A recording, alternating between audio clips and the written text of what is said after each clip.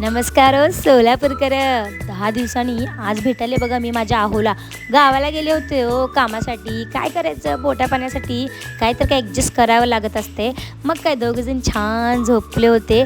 त्यांनी झोपलेलं बघून ना मला बी झोप आली. मी बी डोळे बंद केले आणि झोपले बघा.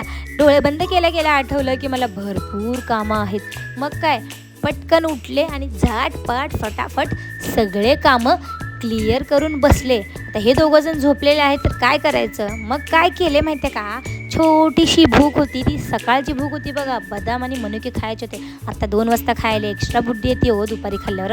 मनावर घ्यायचं मजाक करायला. उठले होते आमचे बाळराजे, त्याच्यासाठी मस्त खायला बनवलं, त्याला खाऊ घातलं.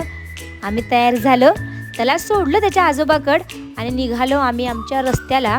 ह्या कंबर तलावाचा सीन मुंबई पुण्यासारखाच वाटतो बघा, पण मुंबई पुणे नाही, आपलं सोलापूर आहे. तिथून आलो आम्ही आमच्या लोकेशनला. मी मेनू कार्डमध्ये बाकीचं काही जास्त बघत बसते ना. माझी जी फेवरेट डिश आहे स्पेशल मिसळ थाळी, मी ती ऑर्डर केले.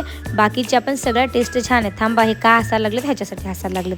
मग काय वा वा वा, असलं तोंडाला पाणी सुटलं का नाही यार. बॉस, तुम्ही जर सोलापूरमध्ये राहून जर पवन कुमार मिसळला जर तुम्ही नाही आलात तर छे, तुम्ही खूप छान डिश मिस केलात.